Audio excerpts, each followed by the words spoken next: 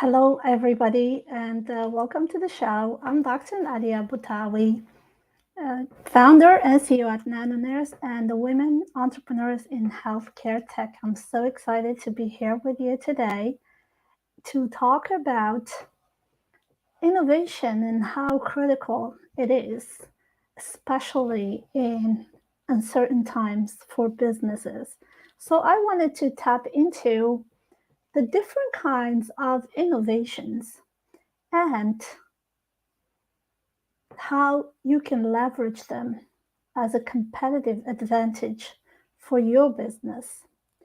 So, I will start with why this is important and what are the different types and where you can apply those types of innovations for your own business.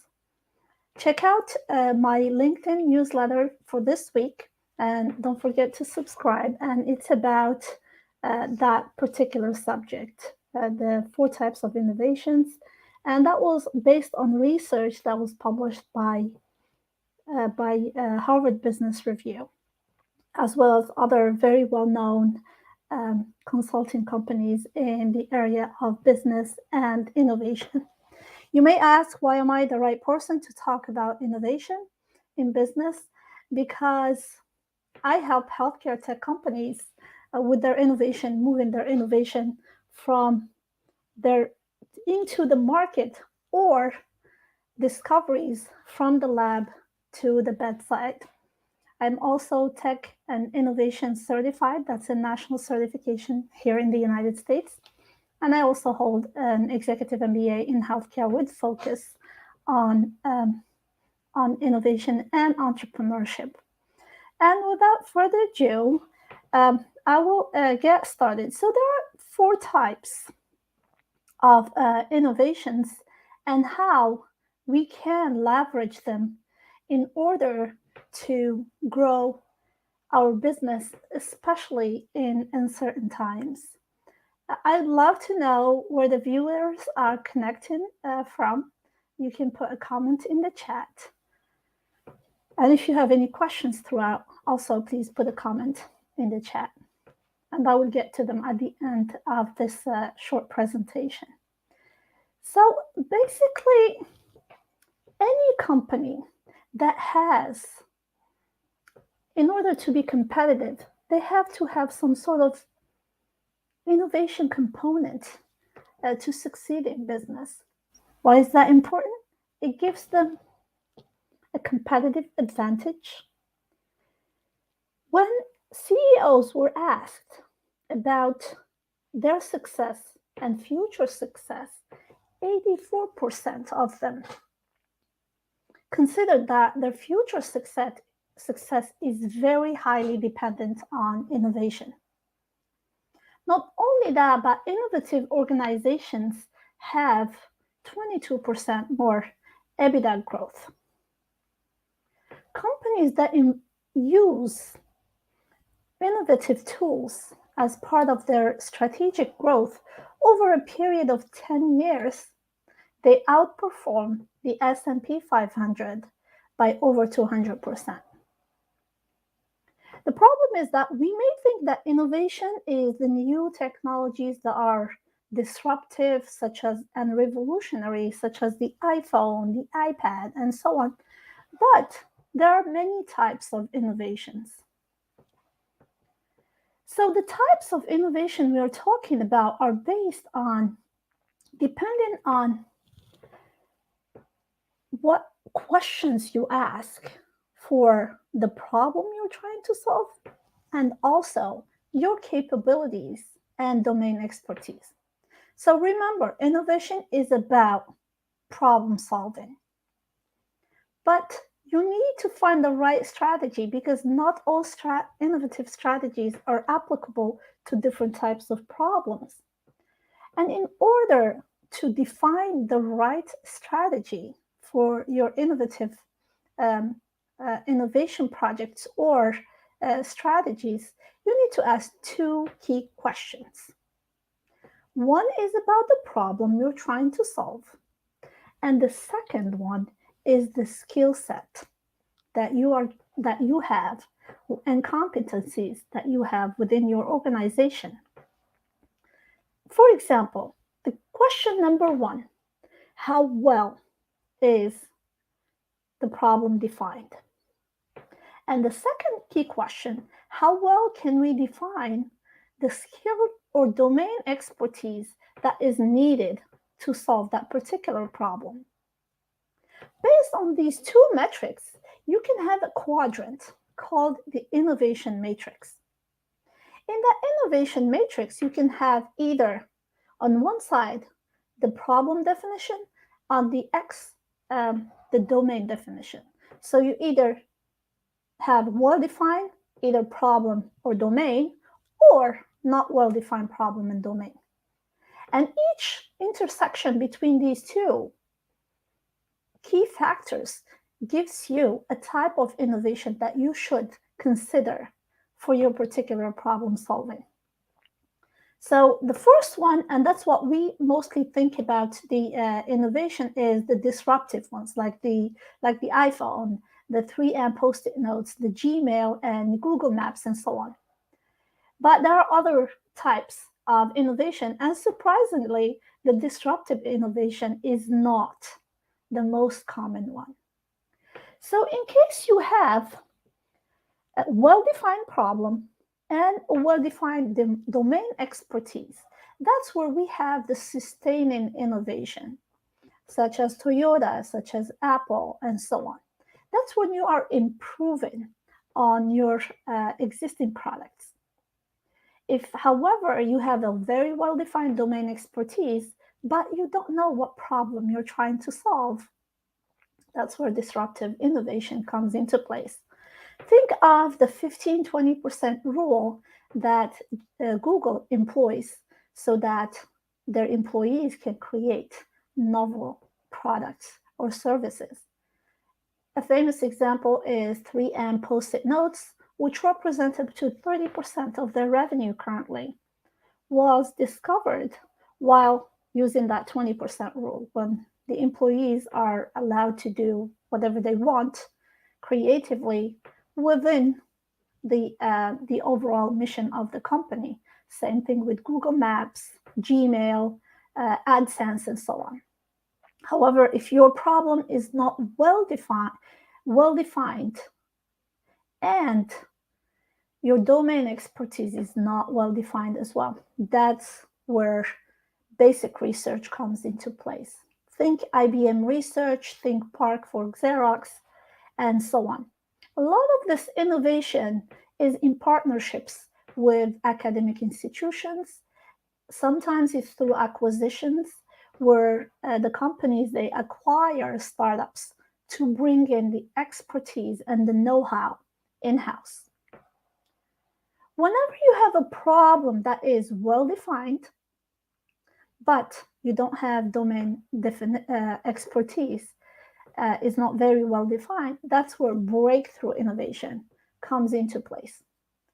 This happens whenever you have the domain expertise is not necessarily applicable from within the same area of expertise. That's when you go to adjacent areas to seek in novel outside of the box thinking to solve complex problems. I'll go into a few examples in a minute.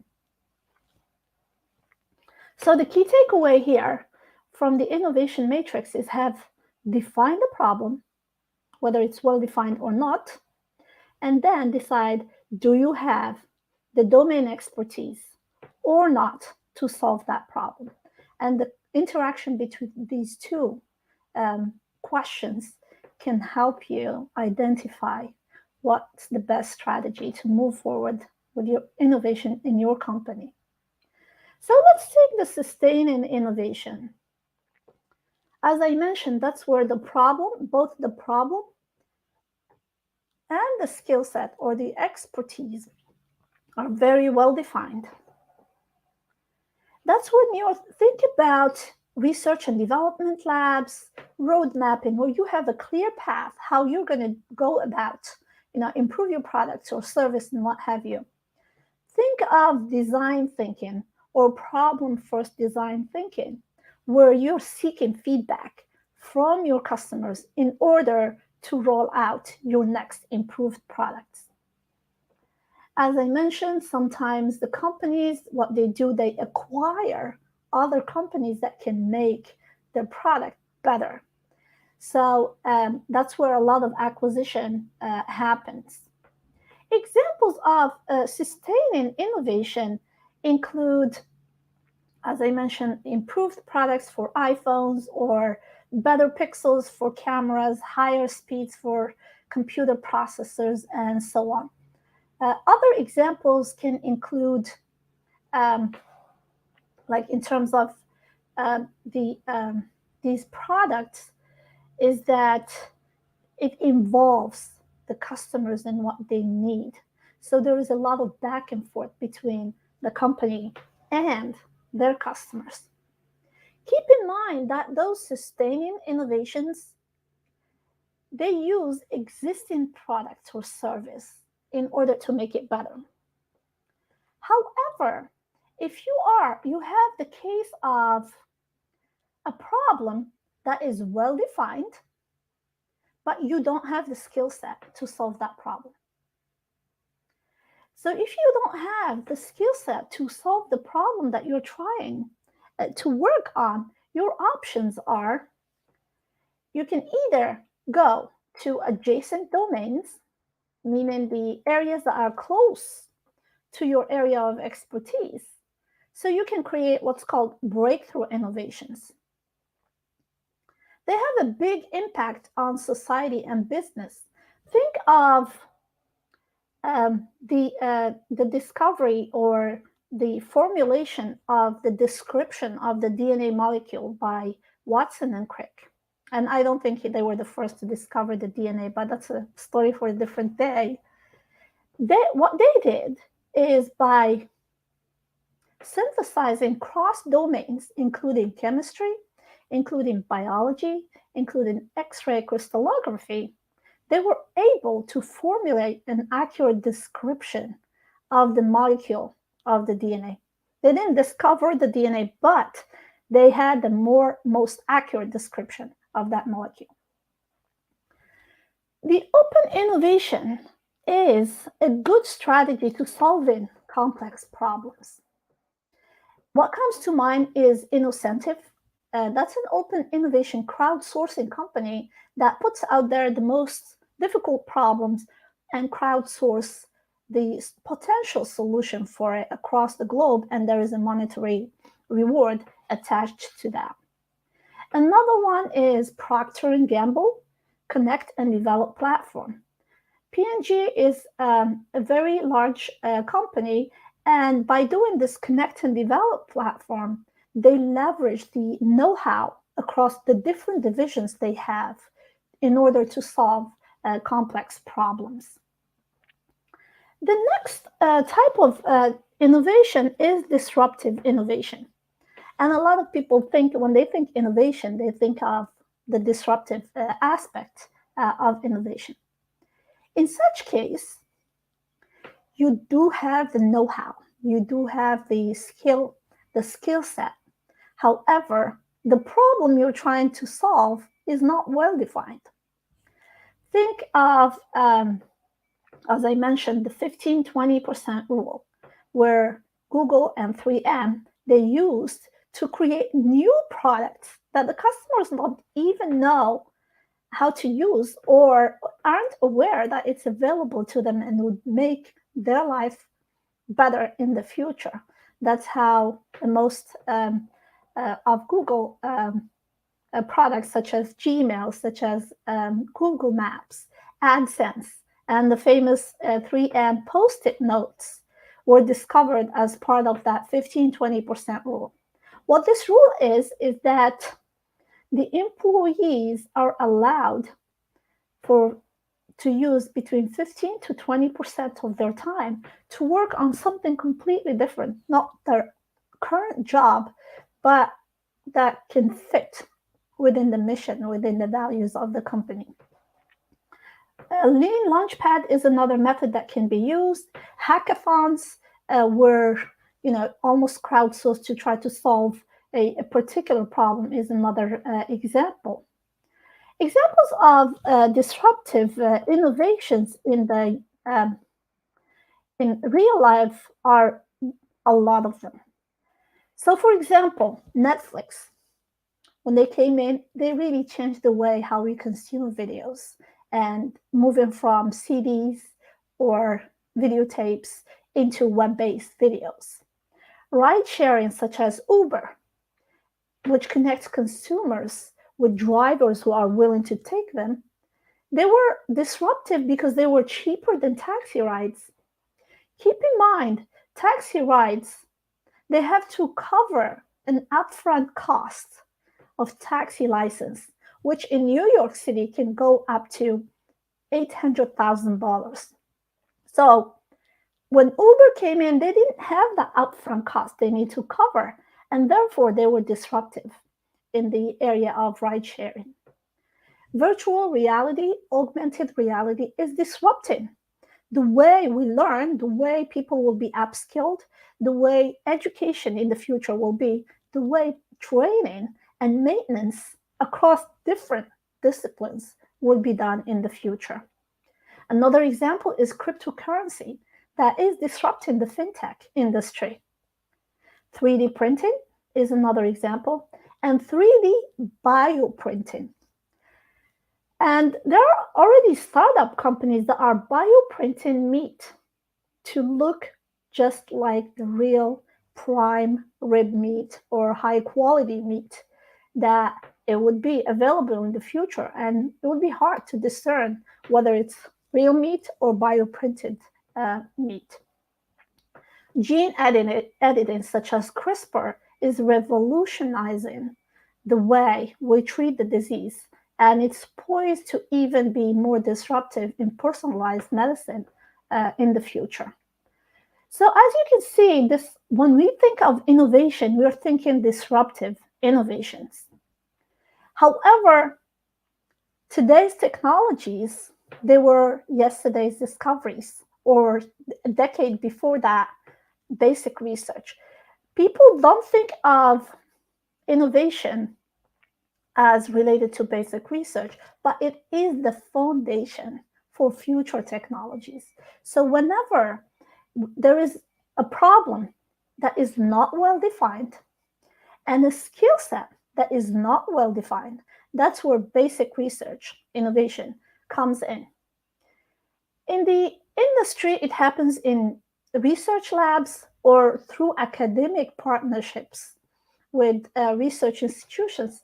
They are typically funded by the government because it's much higher risk, and they rely on the literature, on publications, going to conferences as a source of information as a strategy to kind of come up with novel things to do research on.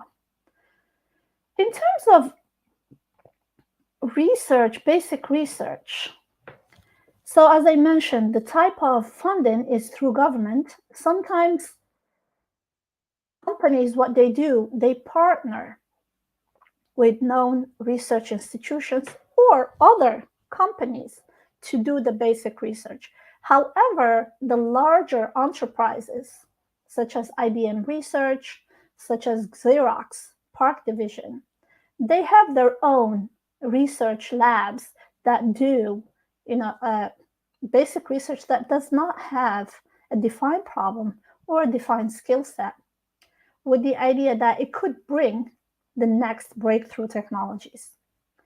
So as you can see here, we've gone through, to sum up, the different types of innovations. It's not as we think only the disruptive innovations. It could be at the process level, you make it better. It could be a product that you make better features, better speed, and so on. But in many cases, the disruptive aspect of innovation is when cross-talk between disciplines happen.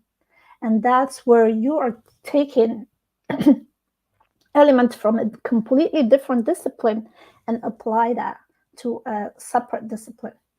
Let me give you an example. There was this company that is very well known in making microprocessors, And they had a large contract, $1 million contract by a third company to try to develop some sort of sensors that can detect very low levels of pollution in the deep ocean. So they can use that as a way to monitor environmental exposures and pollutions and so on. So they had this $1 million contract, and they put together a team using that strategies that this needs some adjacent fields to have some sort of open innovation, thinking outside of the box. So they had this marine biologist. So because it's like in the deep sea, they needed an expert in marine biology.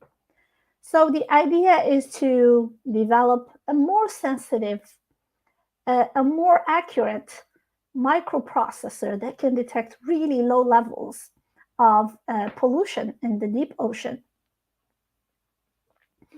They had this big meeting in a big conference room, and with 10 experts at the round table.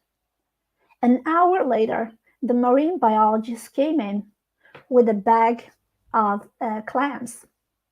He put the clams in the middle of the table, and he said, the clams can detect very low levels, part per million pollution in the ocean. When they detect pollution, they open up. So they're naturally, their default is to be closed. When they detect super low level of pollution, they open up. So you see, because of the know-how in a different discipline, they were able to use knowledge from that different discipline into solving a complex problem that if they didn't have the experts on the team from a completely different field, they would have spent all the money trying to develop a super high accurate microprocessor. With that know-how, that costed them $1,000, because instead of developing a microprocessor, they needed only a device that can detect when the clam is open or closed, which costed them $1,000. They were able to save $999,000. And the CEO always joked that they saved $999,000 and they had clam for dinner. So you see that innovation can be a huge competitive advantage for companies. And let me tell you one more example. Most of the innovation happens whenever there is an urgent need. We've seen how the innovation exploded during the last pandemic. And whenever there is an uncertainty in the economy, that's when innovation thrives. And that's why I wanted to go over these basic principles of innovation, and irrespective of what business you're at, whether it's technology, whether it's a different service-based company, you can use the tools from these innovations, tools to maximize your revenue, to give you a competitive advantage. So don't look at innovation, it has to be revolutionary. You can improve your process.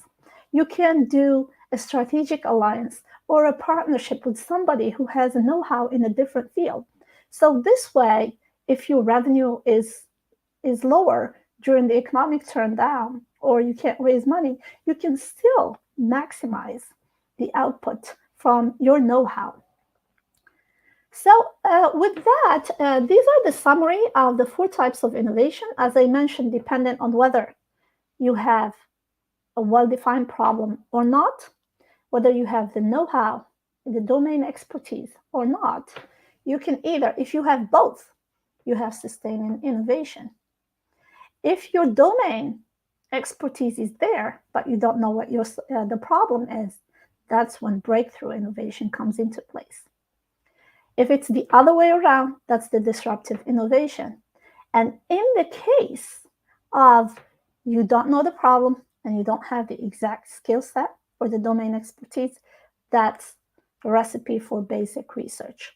And remember, today's discoveries in basic research will turn into tomorrow's technologies that's going to change the world. And with that, if you have any questions, feel free to send me a direct message or follow me and ring my bell on my LinkedIn. This way you don't miss out any of my posts. Again, I'm Dr. Nadia Boutaoui. I help women entrepreneurs in healthcare tech become confident leaders so they can grow their business and they are able to solve problems for 50% of the population and also balance their entrepreneurial journey as well as spending time with their loved ones.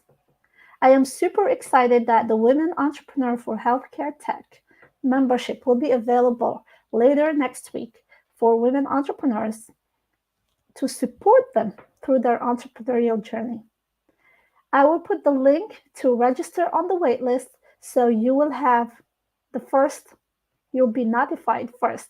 And I will also have an incentive for people who are action takers who will join the membership. And with that, thank you so much for your time, and I hope to talk to you later. Let me see here. Thank you. Thank you for coming. I appreciate you. You have a great day, and I will talk to you later. Bye.